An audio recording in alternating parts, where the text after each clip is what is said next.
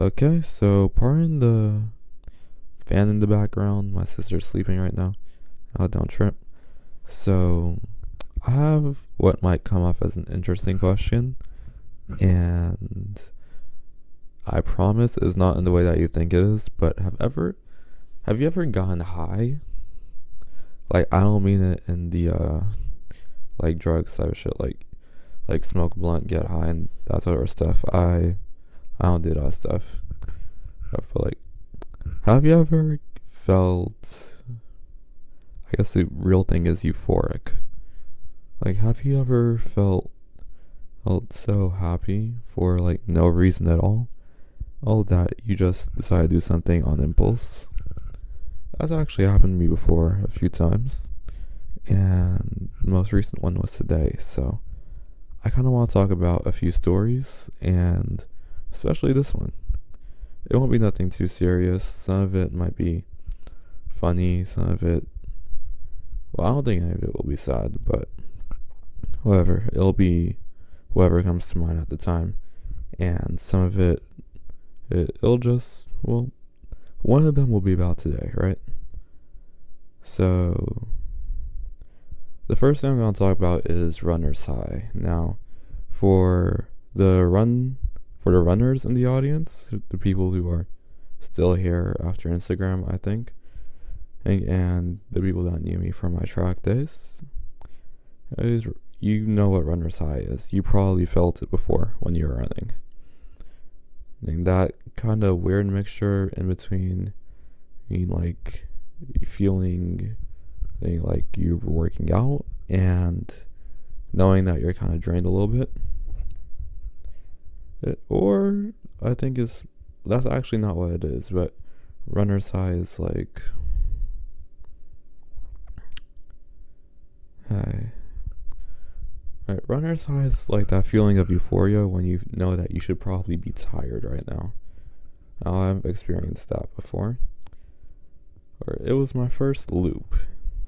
Now, for the people that don't know, a loop in Prospect Park track running terms, a loop is like a 5K basically. You go around the park in a straight circle, mind the cars, try not to get lost. Although, honestly, if you got lost, that sounds more like a skill issue than anything because, well, it was like all you have to do is run in a straight line, basically. Just go where the curves took you. But that's neither here nor there. So, one time I was running by myself, right? Because this was, I want to say, before I really had friends in the track club.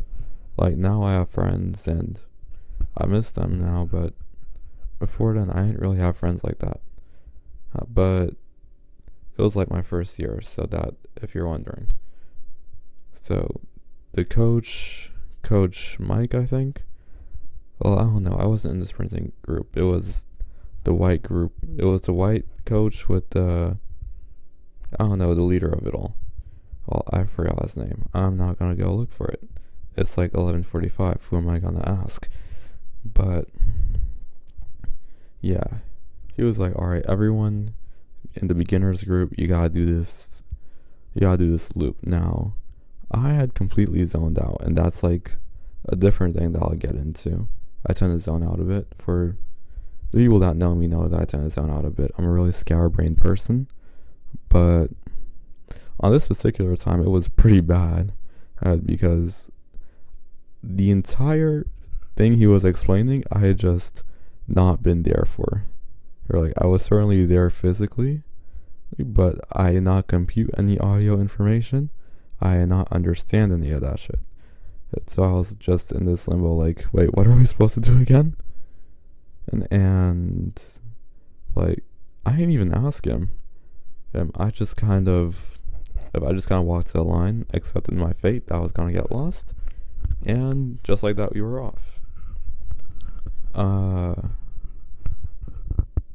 I passed everyone pretty easily, which I still find pretty shocking to this day. Like, I know that they were all beginners, but I was also a beginner. It shouldn't have been that easy. I still ended up with third for the race overall, though, but that's neither here nor there. I'm not even an endurance runner, anyways. But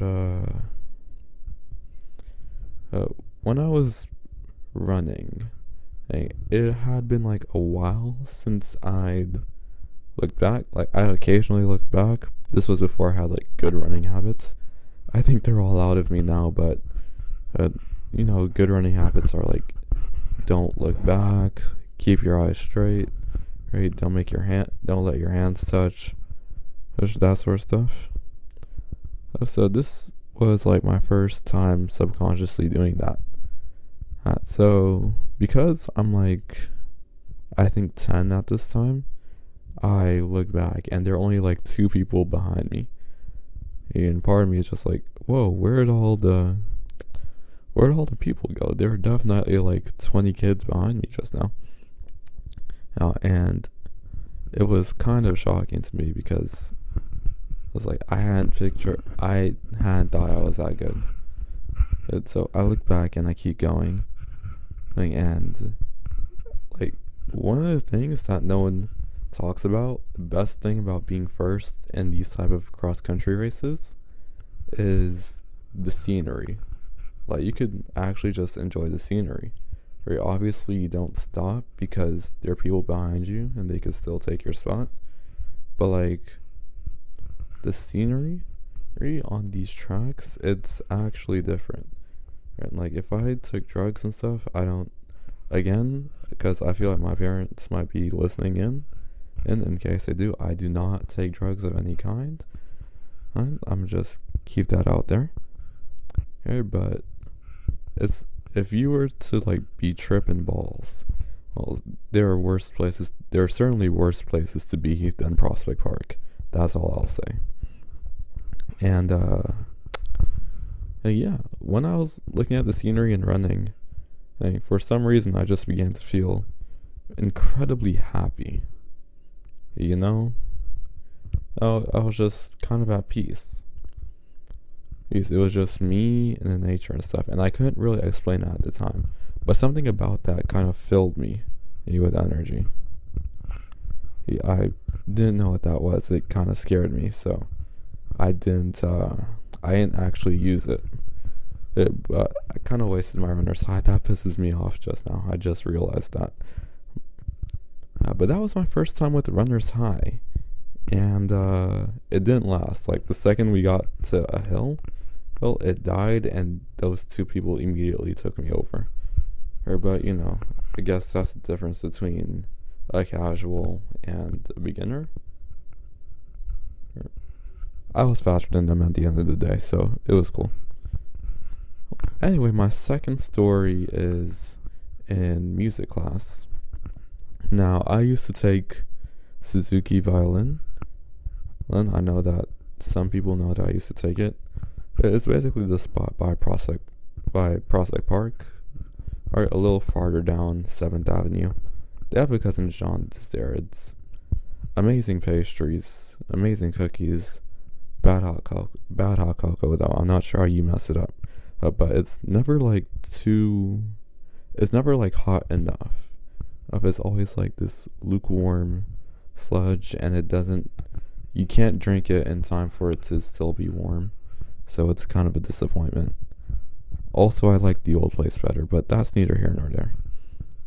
So one time I'm in Suzuki, right, and the teacher is calling us in our group class. Now, group class was this thing where you kind of got used to playing in a group, or you kind of got used to being seen by other people, because in Suzuki you would do recitals, and those recitals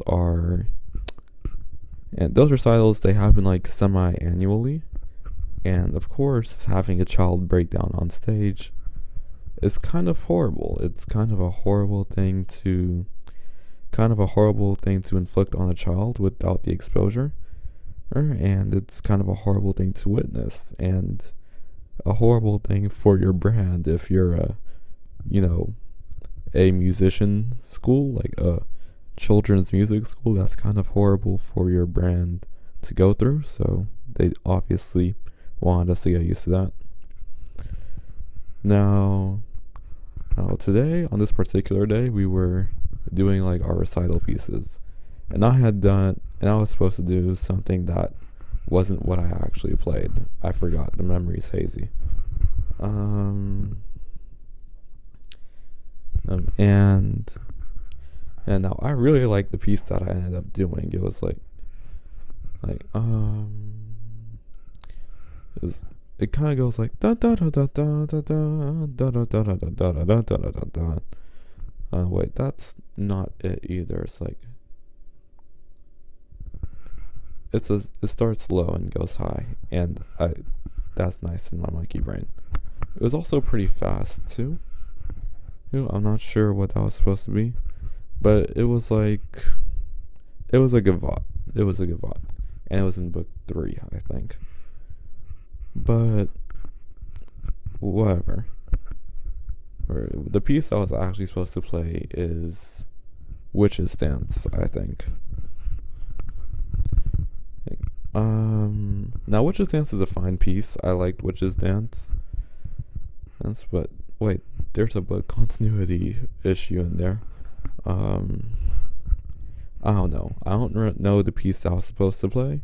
I don't remember the piece I ended up playing.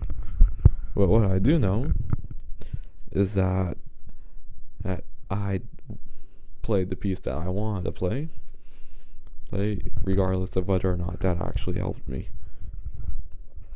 So the teacher, Nora, she calls me up. She's like, alright, do your piece. Now, I had actually already said what my piece was gonna be. And then I walked on stage and I just didn't do it. I played a completely different piece. And it was kind of odd to explain because, like, you know that feeling you go into something and you know you're gonna fail? Well, that was me with this piece. I was like, yeah, I'm probably gonna mess. Well, no, actually, I thought I was gonna do well. Well, but I was kind of apprehensive. A little overconfident, but still a bit apprehensive. So I tell you, when I hit that flow state, bro, that hit different. It got me, perfectly lined up. I was low-key having an out-of-body experience. And I played like I never played before. And I typically don't play like that unless I hit that flow state. I haven't played like that in a while. And that's probably because I haven't been practicing as I should. I keep saying that I will, but I never do it. And I think that's a damn shame, honestly. So why don't you do it is the question, right? But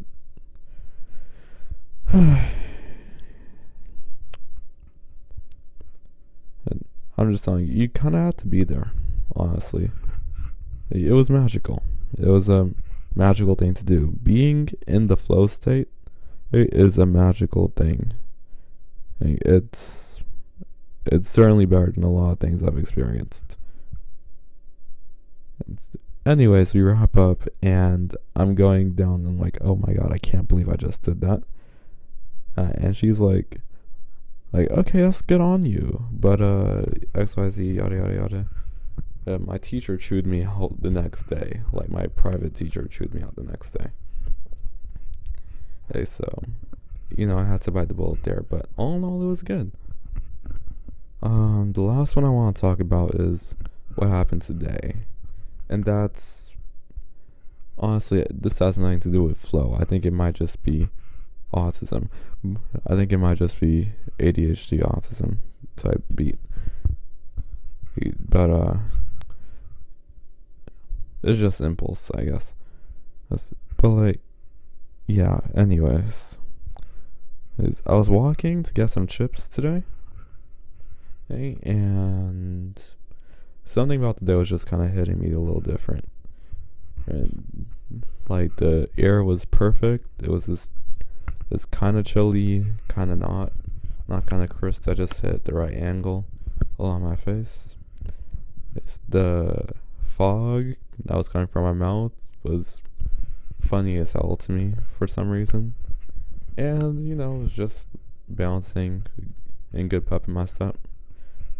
I think what really did me in at the end of it is the music that I had in my ears. It was from this artist called Saba, his first album, Bucket List Project. He's really good. I suggest checking him out. Not when you're walking though, then you might end up running past like several red lights. Oh, that's a spoiler. So, yeah, I ended up getting so into it that like I don't even remember what was happening, to be honest. It was just one second I'm walking to the grocery, get some chips. It was a family size bag for not myself, obviously. Can't maintain my figure with a family size bag of chips. As I know half of y'all kill for this, but that's neither here nor there. But like, yeah, 1 second and I'm going to get these bag of chips. I'm walking, and it's chill, it's cool. And next, I'm fucking speeding down a crosswalk. Like, now, where I go to get the chips, right, by the grocery, it has, like, several red lights that's in between there. And, like, some of them are short red lights, some of them are long red lights, some of them are crosswalks. Well, a lot of them are, like, long crosswalks and stuff. You kind of have to wait for them. But none of that shit mattered to me today, because all I knew was that I just had to run. I just had to get out. So I fucking sped down like nine red lights when I was running. Like 1, 2, 3. I did a little jump past the third crosswalk. I'll have to go into the fourth. Or then all this time I'm just kind of having this out of body experience. It's like, wow, that's really me. And when I say out of body experience, I mean I was seeing myself. I was like, in my mind's eye, I was seeing myself running. Because the way the wind was working, I think I kind of had to close my eyes so I could like properly see myself. Because I was going fast and the wind was in there, and it's a whole thing. People do run track now. But I get to think I don't even feel tired. I get to the grocery, I still do some running. Like I just do not feel tired. And honestly, I love that feeling. Like, I end the day kind of exhausted. Not ankles, my knees kind of shot because I don't run like that anymore. I do a bunch of core exercises before I go to sleep, but I don't run like that anymore, and it's kind of messed up my knees every time I try to run like that. So yeah, I typically avoid running now, but just sprinting down there, it was kind of freeing, It made me feel like everything was good. I don't even know what this video even is. It's just me kind of rambling into a mic talking about some experiences about being euphoric. Right. Don't do drugs, kids. That's the moral, I guess. Just don't do drugs. Do physical activity. Well, that sounds corny. Yeah, I don't think there's a real reason to this video. It's just, again, something I had to get out. So, thank you for your time. If you stuck this far, I'm not sure why you would necessarily. There's a lot of deranged rambling in between that because, yeah, unscripted video. But for those who are still there, thank you for your time. Also, I will start doing commissions. If anyone wants anything, well, my DMs. You're here after all. So, yeah,